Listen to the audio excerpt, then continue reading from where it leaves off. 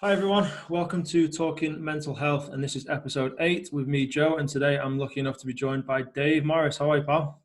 Yeah, I'm good, thank you, Joe. Yourself? Yeah, doing well, thank you, mate. Losing the will to live now that it's getting darker and colder and windy again, but Ye- no, I'm all right, mate. Yeah, how's tricks for you? How's your summer been?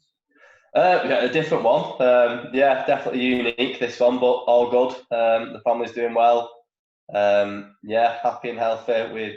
We're doing well, mate. Have you had a Good good stuff. summer? Say again. Have you had a good summer? Yeah, busy. Back on NCS this year with out with the young people doing some volunteering, which has been nice to actually get out the flat and actually talk to some people that I don't Yeah, I can that I've imagine. never met before. What's Yeah, what's that like? yeah, strange times. It's almost like learning how to be sociable again. Yeah. So how was lockdown for you, pal? I guess that's a nice place to start. Actually, how's your last 5 months been? Yeah, it's been it's strange. It's been a bit of a roller coaster. I couldn't give it one sort of emotion or feeling, if I'm honest. And being in Greater Manchester, we're still kind of in lockdown. It's still, although where I am in Wigan, I believe next week we're coming out of it because we're doing quite well, so that'll be nice. But yeah, it's been challenging. So I'll give everyone a bit of context. I've got two kids. I'm self-employed. I'm 29 years old, so obviously, and I work in schools, which was heavily impacted. So when it was announced, to be fair, a little bit before that, working in schools was quite, tuned into it. With Ireland, sorry, closing the schools down, Italy closing the schools down. Before us, we were just waiting for it. So yeah, come the 23rd of March, we got told schools were shutting down, and effectively from that point onwards, I've just not worked. So it's become full-time daddy daycare. My two kids, I've got a 1-year-old daughter and I've got a 5-year-old son. So you've got the homeschooling. Obviously, they're not at school or nursery. We've got my mum has been shielding, so we've been kind of trying to stay away from mum and support at the same time. My sister and my stepmom were both nurses, so they've kind of, although they've not been front line, they've kind of been in the thick of it with, how all that's had to change, how they've had to adjust to it. So it's been really strange. There's been a mixture of emotions where we've had some real highs with the sunny days with the kids in the back garden, the paddling pool, and it's been like an extended holiday. There's been other moments where I thought, you're looking at the numbers on the news every day at the beginning, and you're feeling overly protective about parents and loved ones who are in the high risk category, and it's been really hard to just regulate yourself. Sometimes you've been absolutely buzzing and loving it and really appreciating the small things, and other times it's just been your head's falling off and you don't know how to process everything that's going on. So definitely a strange year. Yeah, but interesting, I'd say. What was it like for you as lockdown was kind of approaching? Like you said, you mentioned Ireland, and we knew because of your, Spain and Italy and places like that, it was probably going to end up here eventually. As someone who was self-employed, was it a worrying time for you before it all kind of went into lockdown? Yeah, I mean, there's two ways I can look at it, and I always try and look at things with a positive view and try, because it's the only way you can kind of get through things. So obviously, initially, I'm thinking, well, work's going to stop. Where's my income going to come from? But then on the flip side of that, all the work that I had was contracted for 12 months because I've been doing this for quite a while now, going on for 4 years. I've got a strong relationship with all the schools. When I started, I had like 6 and 8 week contracts with schools, but they've all turned into 12-month contracts. So I was pretty confident that all the schools would honour it and they'd say, well, it's not your fault, it's not our fault, we've budgeted financially, we'll support you because we want you back in when we open. Which on the whole, that happened, barring one or two little bits. So on the whole, financially, it didn't overly affect me. But the anxiety not knowing that for a while, and it took a while before I knew that for certain, that was strange. And then there's also a process with my job. Obviously, we try and renew contracts in April, ready for September. Any later than that, we've got SATs, and then it's closing down for summer, and then summer's down, you can't have the conversations. Well, I couldn't do that. So then it's the uncertainty what's happening next year. Although I've been paid out for this year, am I going to get schools next year? So I started with 9 schools before lockdown. I've now got 3 that I've contracted up for next year for 12 months.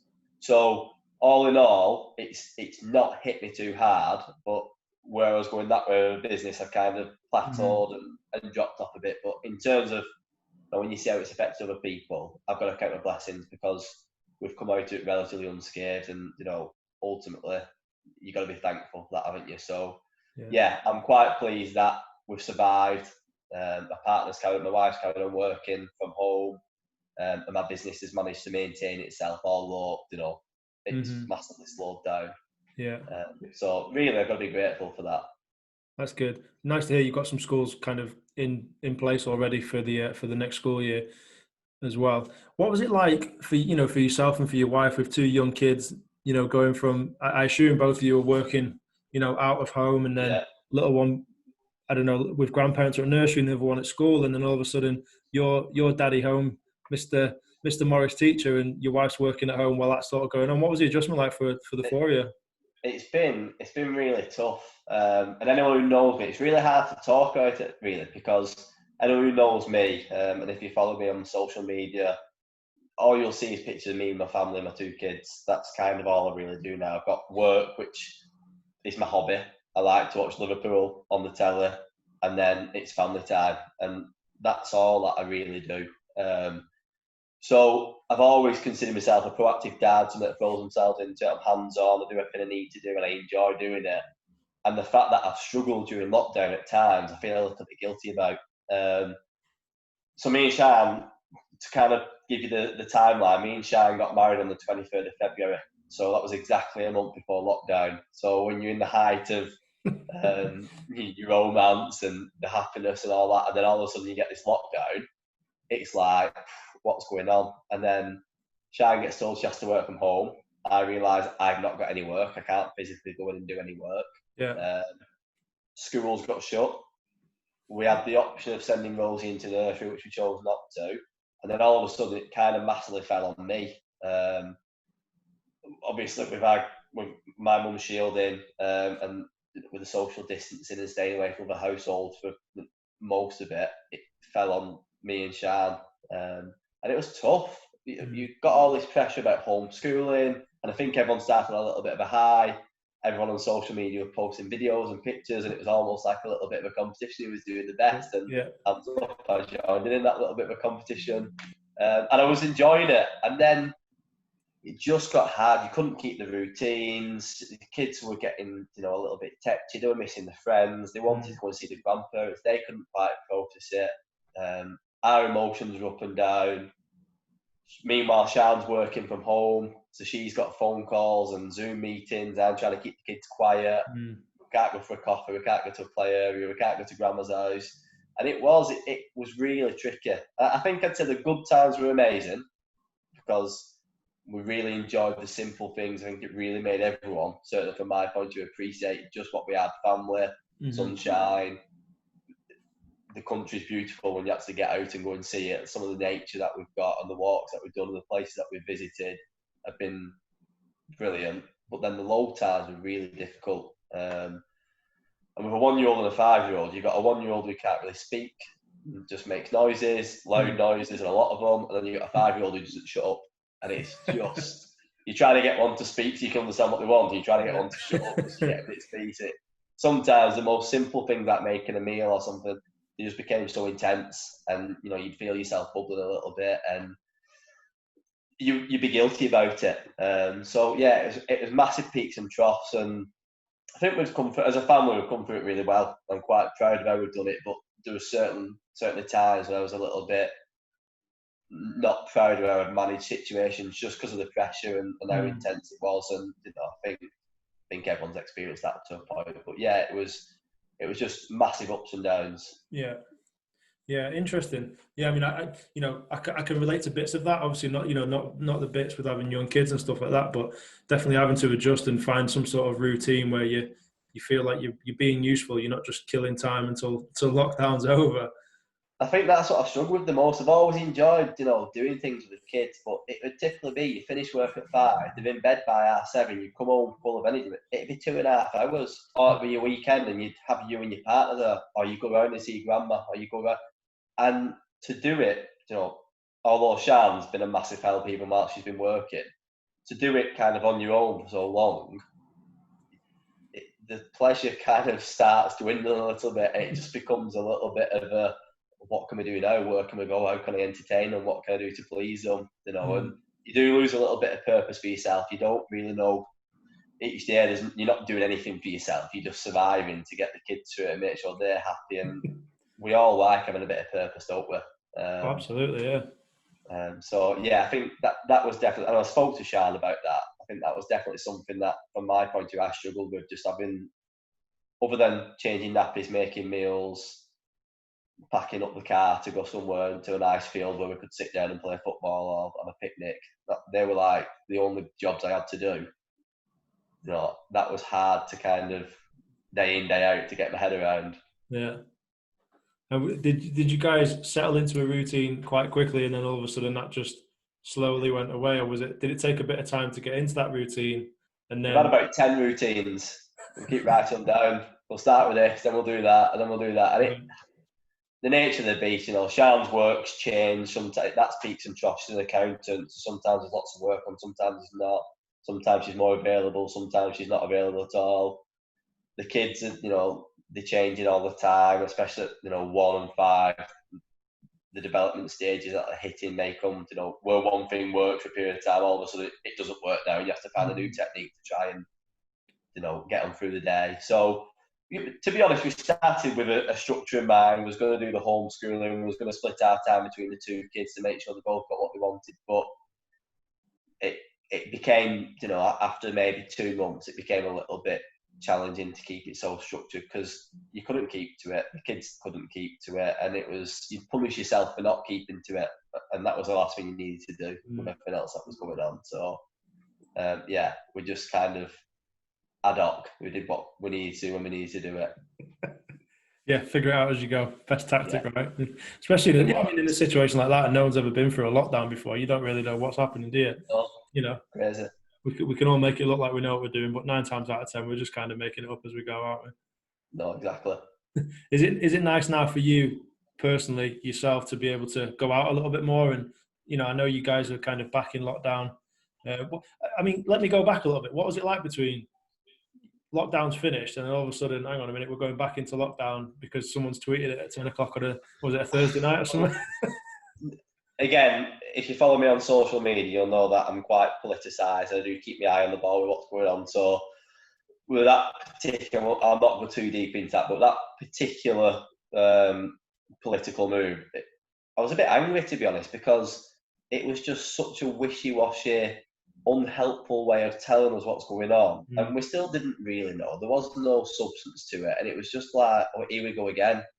And then when you looked at the numbers, where we're from, we was at like national average, and there were other parts of Greater Manchester that was absolutely peaking. So you've got so many different people that are saying conflicting things, and then it was hard. I'll be honest, I followed the rules really rigidly from day one. And I think when you look around, and I spoke to people like this, the people like myself who haven't had any work at all, and perhaps you fall into that category for a bit, I don't know what yours has been like, or people that have worked from home the whole time, I think they find it the hardest.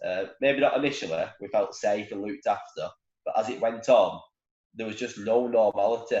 And to go out and do things, it felt really uncomfortable. So even when they announced kind of relaxing lockdown, we still wasn't doing anything. We still really wasn't.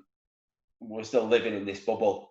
But then when they announced the new rules, the local lockdown for Greater Manchester, it ticked me off a little bit. I just thought there's so many kind of parts of it that are hypocritical, and they don't, you can go in a pub, you can go and do X, Y, Z, but you can't have your mum in the back garden or your dad in the back garden, and that was all we were doing. We weren't even inviting people in the house. We were still having people in the back garden, social distancing, and then all of a sudden I'm feeling like I'm breaking the law for doing that. So I think from that point onwards, we just said, listen, we're going to stick with a bit of common sense here. We're not going inside where we don't need to go inside. We're not doing any shopping we don't need to do.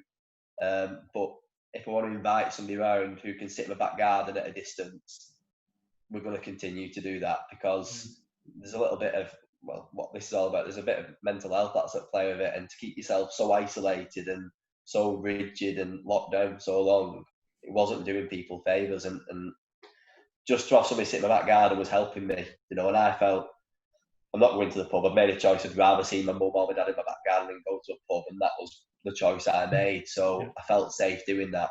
If I was going to the pub as well, then maybe it's a problem, but I wasn't. I'd sacrificed the other freedoms we were allowed in order to do that, and I was a bit annoyed when that was taken off us. Yeah, no, I can completely relate to that, because I spoke to a few people, obviously, know loads of people in Manchester, and just the whole way it was done, just I think, just wound a lot of people up, and it wasn't done. Yeah, it wasn't very well communicated well at all. Yeah, it was awful, to be honest, but you know. Oh yeah, that's our government, isn't it? I'm not pulling the wool over anybody's eyes. Everyone can see what's going on. Anyway, enough about them. So could we just talk a little bit about like you as a lad growing up? Obviously, you know, Greater Manchester area. What was life for you, for little Dave? As a young kid, you know, I was very low on confidence, to be honest. I didn't really fit in anywhere. You know, up until getting to maybe year 9 in high school, I was a little bit of a floater. I didn't really have steady friends. I don't know whether that stems from my parents separated when I was 5, although they've always been amicable, and to be honest, they managed it perfectly. Personally, I've never ever felt like it's been a detriment to me. They've both been massive features in my life throughout. I don't know if I don't really know what caused that, because as an adult now I'm confident and sociable and I have friends, but as a youngster I didn't really have friends. I struggled. I was a bit sensitive, and I might say I was picked on. Looking back, you know, I was a little bit soft, really, for want of a better word, at that age. I didn't really gel with people or get along. And then it was only as I got older and I started with my boxing, really, I'd say. I started doing boxing when I got to age 9. And by the age of 12, 13, I was getting good at it. I was doing well. I was having competitions. I was beating people. I was going up against good lads. And I think I found some confidence through that. And I think I also gained a little bit of respect through that. And that's where I started making friends and feeling like I fit in and put myself in places where typically I wouldn't have. So, yeah, as a kid, I didn't have that rough and tumble upbringing. I wasn't climbing trees and breaking bones and causing trouble. I was a little bit of a recluse. I'd stay in and watch telly, and yeah, like up until being about 13. But then getting to like 12, 13, then it changed. I became a little bit more sociable and started doing what 12, 13-year-olds do. Excuse me. I'd say that was the boxing what brought that about, to be honest. So just to go back to your parents there, like my parents are going through a divorce at the moment, and it's just weird, like seeing it after such a long time. Yeah. What was it like looking back now as a kid? Did you ever feel like, you know, did you ever feel like it was your fault or you had something to do with it, or did you just kind of roll with it and not really think about it because you were so young? It wasn't much of a thought. I think at age 5, it wasn't a thing. I've got very vague memories of it happening. And I don't ever recall being majorly upset as it happened. I know I had little moments as I got older, and I think looking back now as an adult, I know a little bit more about how people work. I think I can kind of attribute it to that. But I was very fortunate. My parents split up in a very amicable way, and they've always remained friends, even as they both moved on with relationships. You know, if I had a party when we're not social distancing, I can invite both sets of parents round and everyone gets on. But we've always had a very harmonious family. So although I think everyone likes the idea of mum and dad staying together, I think it taught me now as an adult, if they're not happy and they can do something to make themselves happier and it had no adverse effect on me, well, I'm quite proud of them for it. Because if they stayed together, it would have had a more detrimental effect on my life. You know, they wouldn't have made each other happy, and I would have been around that. So really, I think they taught me a lot that if you're not happy and it's not working, you've tried, obviously that's key first, you've tried to sort it out and it's just not working for whatever reason, then going about it in the right way and making sure you put your kids first, but still moving in the right direction to make you happy, it's not a bad thing. It's not what anybody wants, but it's nothing to be ashamed of if it happens. And certainly now in my family, the fact that me and Elliot's mum aren't together, it's helped me deal with that. It's taught me how to. We've never had a bad word to say to each other. We've always got along, and I think Elliot can tell that, and it helps. So they've taught me that. I think I've definitely put that down to how my mum and dad dealt with their separation. Yeah, that's really important, isn't it? Yeah, you kind of learn how to deal with a situation like that from your parents, and then you've gone through a similar situation yourself, and you saw how your parents dealt with it, and you're like, well, that's the best way to deal with it for everybody. Yeah, Yeah. and I see so many other people in situations where they're at loggerheads all the time, and the kids are pulled from pillar to post, and I understand how it happens because it's such an intense situation, and I think everyone always wants to prove themselves right, and it's very hard to just be rational and step back and just see the bigger picture in them emotional, intense situations. But ultimately, if you want to do it well, that's the way you've got to try and do it. And it's not easy. It's not. I'm not being naive by saying you should be doing that, but the fact my mum and dad did, it's been a massive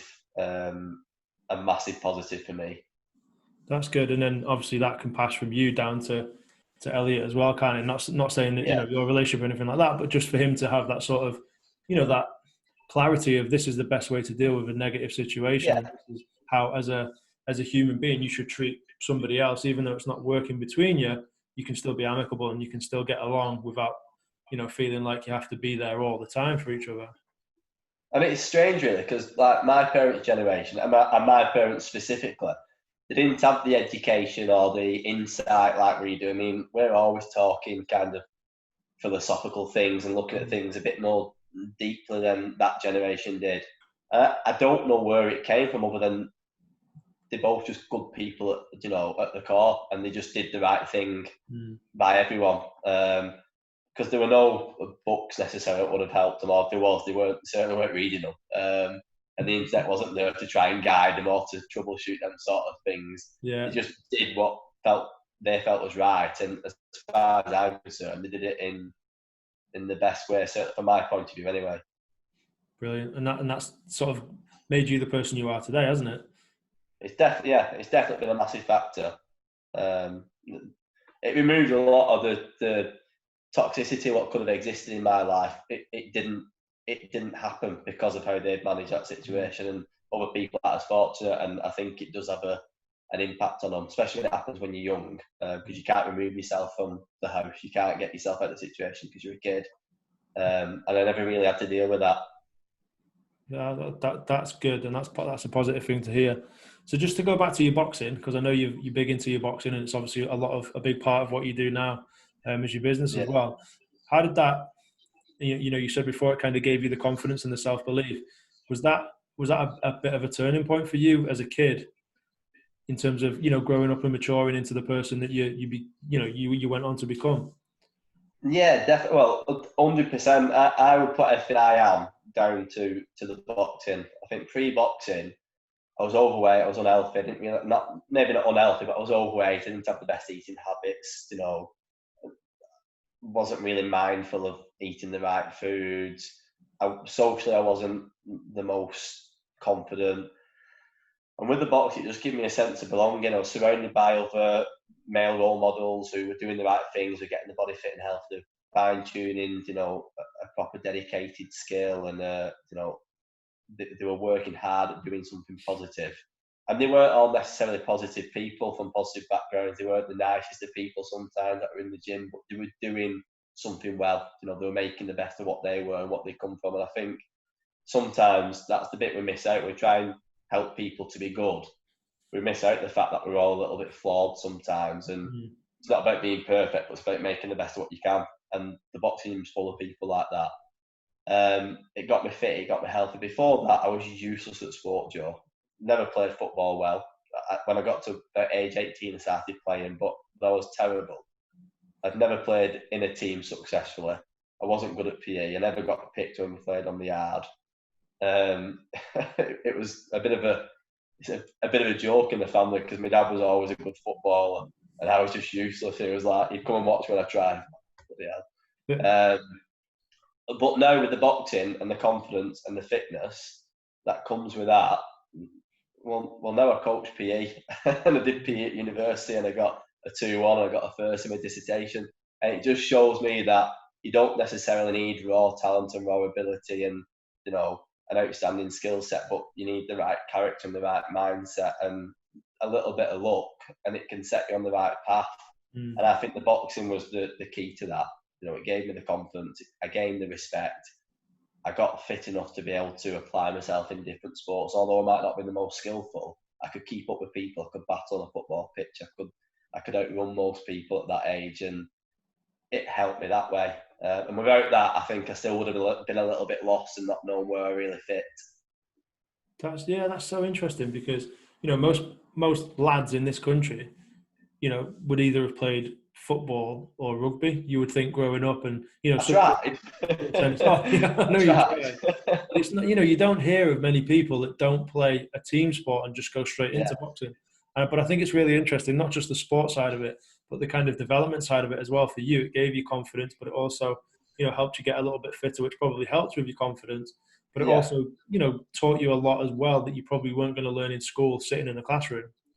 Well, I remember when it came to choosing our options at GCSE, I remember going to my PE teacher saying, I want to do PE, and they said, you can't. I said, why? That's what I want to. And basically, he was saying, you're not good enough, you're not going to get the grades. And he was telling me I shouldn't pick PE, I should go and pick something else. But I did it because I wanted to, because I enjoyed it. Although I was never the best at any team sports, I did it because I enjoyed it. And you couldn't do boxing as a sport at GCSE. It wasn't on the curriculum. Right. So I had to pick. I did choose football. I had to do rock climbing and canoeing, and I did fitness. They were my sports that I chose. No, in fact, I don't think I did football. I think I did athletics, possibly. I can't remember. Anyway, I got an A in PE. That was the only A I got in my GCSEs. And it taught me that schools and PE teachers, from my point of view, had experience. If you weren't a footballer or a rugby player or captain material or played elite sport, then you weren't PE calibre. Yeah. And to me, there's so much more about sport. It's about the character of the athlete. I mean, I look at Jordan Henderson now. I know you're a United fan, but he is an elite performer. But when you see what he's great at, it's not his skills, it's not his performance, it's him. Yeah. And from my point of view now, in my job, I want to create people like that. You know, if I can create people like that and they're elite athletes, that's perfect. But I think so many people just look at the performance side of PE and sport, and they forget that there's so many roles involved. Like, you know, you've got your scientists, you've got your physiotherapists, you've got your statisticians, you've got your journalists, and they all need to be interested in sport. They might not be good at it, but we need them in it. So we've got to keep people in it for other reasons, and that's what I'm about now. That's what I try and do with young people and even adults now. Keep them engaged in sport, even if they're not very good at it. Yeah. Because it can have big benefits. Yeah, I mean, I completely agree. You know, sport, just exercise in general, whether it's sport or whether it's just going for a walk or for a run yourself or to the gym, you know, the mental health benefits of that are just so underestimated, I think. You know, for me, PE should be like way more in the curriculum than it is. And not PE where you go out and you make them run 10 miles and, you know, kill them across country, but making it fun, which I'm sure you do, you know, making exercise exciting, not like... And I think what you touched on is the fact that most of the people that go, they're the ones that don't enjoy it because it's so focused on how well they can perform. And I think if you look at the ratio of adults now that actually take part in competitive sport, it's minuscule. And yet, all through school, that's all we gear them up for, is to be competitive sports people. And really, we should be gearing up for lifelong participants in physical activity. They should be wanting to be engaged in physical activity, competitively or not, just to be healthy. And I think PE, it's getting there, but PE needs a shift. And I experienced that. I got told not to do PE, and now I made a career out of it. And I got an A in it at GCSE, and I got good results at it at A level, and I did my degree in PE. And it's just funny that because I weren't a football or a rugby player, I was seen as not being a PE person. And it's wrong because there's so much more to it. You know, there's so many more facets to it than just being a performer. Yeah. And do you know what? As time's gone by as well, I've become really intrigued with psychology. But, you know, now you're talking about boxing as well, like the psychology of individual sport, like MMA, boxing, you know, golf, things like that. Because, you know, from a football background, as part of a team, I always enjoyed that because I was not that I could rely on other people, but I knew there was that support behind me or next to me or in front of me if I needed it. But you think of boxing and you think of MMA and you think of golf and tennis and all those individual sports, you're literally just solely relying on yourself, aren't you? And There's that's nowhere got to hide, is there? real strength. There's nowhere to hide, and I think that's the buzz of it as well. The highs are huge. I mean, I've never experienced anything. Winning a boxing fight, even as an amateur, in small hall venues, winning a boxing fight, it's the most amazing. It's one of the most amazing highs I've ever experienced. But then the lows are low because it's all on you. To get through that, you've got to fine tune your mentality. You've got to make sure you can cope with that, and it takes a lot of practice. That's why a lot of people end up quitting or not sticking it out, and because it does take a lot of practice and a little bit of luck and just having the right people around you. And as an amateur, that is luck. You're lucky if you walk into a gym that's got good coaches with good character or bad coaches with poor character. And it's, I was lucky that I had people around me that supported me and helped guide me through that. But other people, they're just not that fortunate. Yeah, because we're all volunteers in it. It's amateur, isn't it? So yeah, I think sometimes as a performer or amateur or professional, you can almost only be as good as the person who's coaching you, can't you? Because if you're a good definitely. boxer, but you've got a coach who's horrendous and teaching you all the wrong things, or not getting the mentality side of it right, but focusing on the striking, then you're only fighting half the battle, aren't you? Yeah. Yeah. It's a full package, and that goes back to me ethos with PE. There's more to it than just being good at it. We need so many other people for different reasons in sport, and and hopefully other people, cotton onto that a little bit. And I'm intrigued now. I want to pick your brain a little bit more about boxing because I've never even. I think I've put boxing gloves on about 5 times in my life to do a boxercise class at the gym, and I think, like, yeah, I'm so good at this, but I don't think I've genuinely got the steel, the mentality to feel like. I've never trained, but I don't feel like I would want to step in a ring. Like if it was me and you, I honestly, I feel like I'd be terrified partly because I wouldn't know what to do. But what's it like stepping in a ring? What is it? So it comes down to competence, I think, Joe. Because when I got to age 18, I started going out with mates. I was drinking. I think I was a bit younger actually, maybe, but we'll say 18 for the purpose of this. And I started playing. In fact, we were playing under 18s. And one of my mates said, I woke up at his house and he said, "We're short, you're going to come and play football for us today." I said, "I've not even got any boots." He said, "Well, it's all right, we'll sort you out. You've got boots, shin pads, we'll sort you out." So I went down and we played. And I was so nervous. Now, at that point, I was a good boxer. I was performing at a decent level as a boxer, but I was so nervous because that wasn't my comfort zone. And now nobody was going to punch me, hopefully. There were some rough teams in that league, but I wasn't going to be fighting. I was just playing football, but I had not experienced nerves like that for a long time. We stood there waiting for it to kick off. Like, what do I do when this ball comes to me? Or what do I do when I have to take the throw in? Or what do I do if I mess up? Or I was playing left back with a right foot. So it was an uncomfortable situation. I think it just comes down to you're competent in things, and that helps you get through it. If you're not, you're going to feel nerves, whether it's something that's got the stigma that boxing's got attached to it, or something that you might think is easy, like football. It's not easy to everyone, It's yeah. I think I just can't imagine stepping into a space where there's only me and one other person, and I know that other person's in there just to hurt me. That's a strong mentality for a person who could, respect to anyone who's ever stepped into an MMA, octagon, a wrestling arena or a boxing ring or anything like that. Like, fair play, because I just don't think that's. I mean, I'm sure I could give it a go, but definitely outside of my comfort zone, probably like 20 miles outside of it over there somewhere.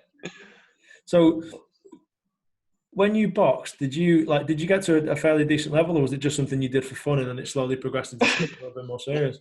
It started as something. So I started at 9. There was a new boxing club open in Leigh, and I tried other things, and I was okay. I played a bit of tennis, which I was okay at. I never really took to football or rugby. And I went down to the boxing gym. I didn't really enjoy it to start with. I couldn't do the running. I wasn't fit enough. I'd never really trained before. Nobody ever pushed me to my limits, so I struggled with it. And I gave up after about a year.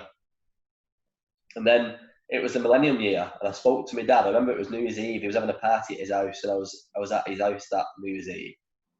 So we were sorting all the bits out. I was going shopping. I said, "I'm going to make a New Year's resolution. I'm going to go back to the boxing gym." And my dad never really pushed me. My dad was never. My mum, she was the one that was like, she loved the boxing, but my dad was always a little bit, you don't have to do it. I don't think he enjoyed the fact that it was boxing, I was getting hit, and he never pushed me into it, but he supported me. So it was like, oh, great. And I went down, and it was just that point, and I don't know what it was. I just switched on, and I just started doing it. I started running harder. I stopped giving up at things when I was training. I knew it was going to be hard, and I was committed to it and prepared for it. And then you can fight when you're 11. So I had my first fight when I was 11, and I won it. And then I lost my second one, and then I won my next two. And the loss on my second one, the loss was tough because I thought, oh, I've won this and I've lost my next one. It was like, nobody was really bothered at school when I won the fight. You were showing off if you told people. But when you lost, everyone was like, you lost. That was what school was like as a boxer. It was never really. And then I just kept doing it. And I boxed, when I got to like 17, 18, I boxed at a good level. I boxed some really good opponents. And I did well against them. Now, I didn't beat them all, but other lads were getting knocked out by them. And I never got bothered. I might have got outpointed, but I never got bothered by any of them. Apologies, that's my pop-up one on my computer. And I took a lot of confidence from that. They're all just that bit better, and they've gone on to do better things in the sport. They were always that bit better, and that was probably a mentality point of view. But I took a lot of confidence that I performed well against the best lads in the country, and they were my age. And yeah, it helped. I think that's helped me, knowing that you can do that in the boxing ring. Well, you can kind of do anything anywhere. Then, if you can perform against them and not get put off against them, well, then what's a tough conversation with your boss, or what's a difficult bit of work compared to that? It's nothing. And I think that certainly helped gear me up for other challenges going forward. Wow, interesting. Might have to take this boxing thing a little bit more serious once I can put the gloves back on. Am I right in thinking that you went travelling at some point? Yes. Where did you go? So I've done a couple. So I did Camp America when I was in my second year of uni, and that was a big deal. It's actually where I met my wife, to be honest, when I was there. But we got married much later on. And I did a summer camp at a charity camp, which was for hard-to-reach people in upstate New York. So we had really troubled kids from like the Bronx and Brooklyn and Queens and Staten Island, and that was a tricky, very humbling experience, but very challenging at the same time. And that was for 3 months. And then I came back to uni. I ended up getting a job at Salford Foundation, working on NCS, and then I went off to Australia again, and I did 7 months in Australia. Should have done a bit longer, but circumstances dictated. I came home, and but I went to Australia by myself with the intention of kind of getting around the world, going seeing India and China and Southeast Asia, and I wanted to go to challenging places like up to Russia. I read up about Mongolia and places like that, and I wanted to go and just, whether I would have actually done it or, that was the dream. The super tramp kind of dream was what I was going for. And what was that? What did when you because you said you lived abroad there. Well, you worked abroad for 3 months, and then you went to Australia for 7. What did you learn while you were away? Did it open your eyes to different things? Did it teach you more about yourself? At the summer camp, that was probably one of the biggest eye openers ever. So the first 2 weeks after training, the first 2 weeks when we had campers, we had adult special needs campers. So my first camper that I was assigned to was a bloke called Jeff. He would have been about 47, 48. But he was wheelchair bound. He had cerebral palsy, and he couldn't do anything for himself. His speech was very impaired.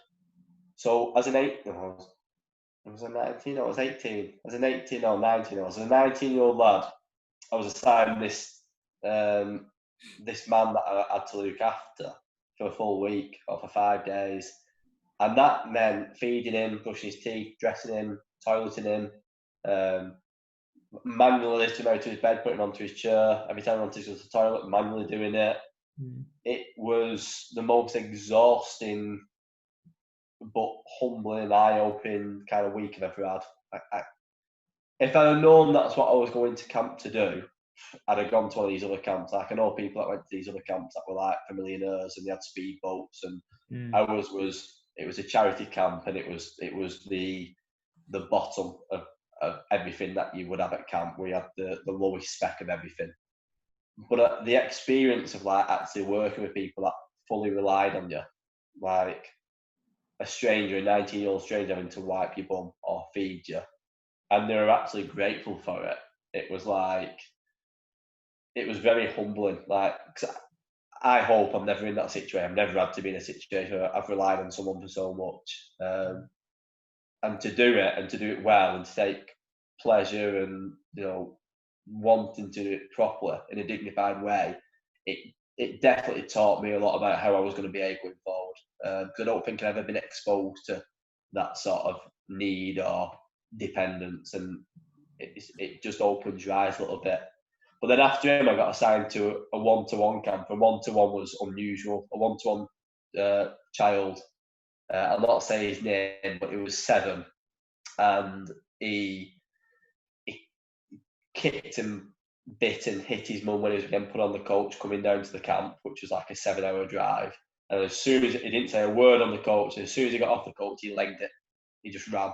Wow. He'd never been to this camp. He ran. So they called me and said, right, you're going to work with him. And he was just like the biggest bundle of energy ever. And he was so hard to contain, but he was such a lovely, nice boy at heart.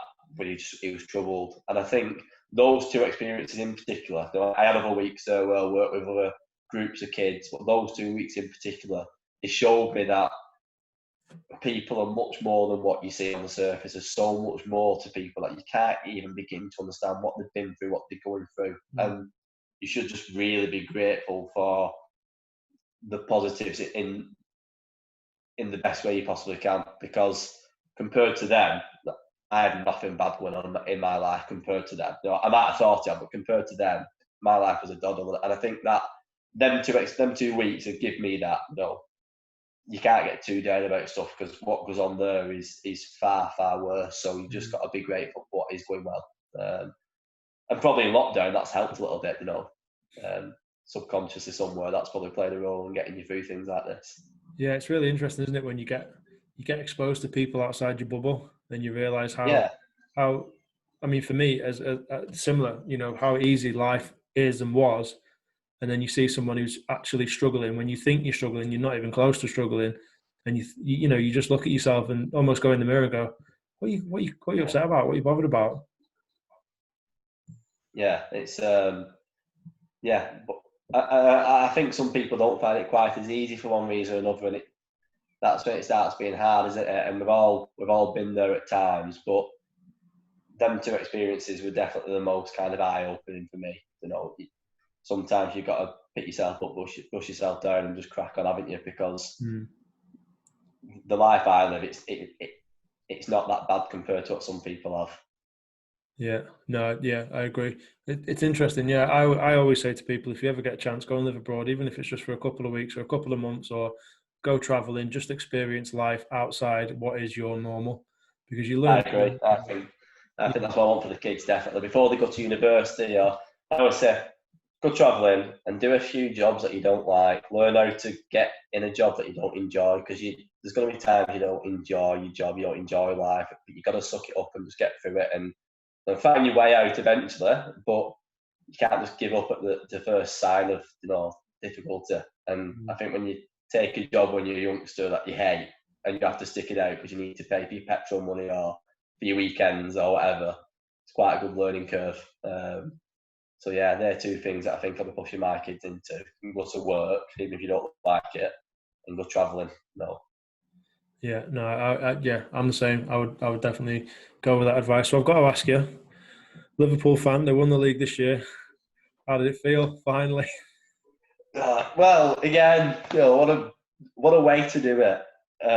So lockdown, couldn't go and celebrate it in the pub, couldn't go and sit with my dad or watch every football match with.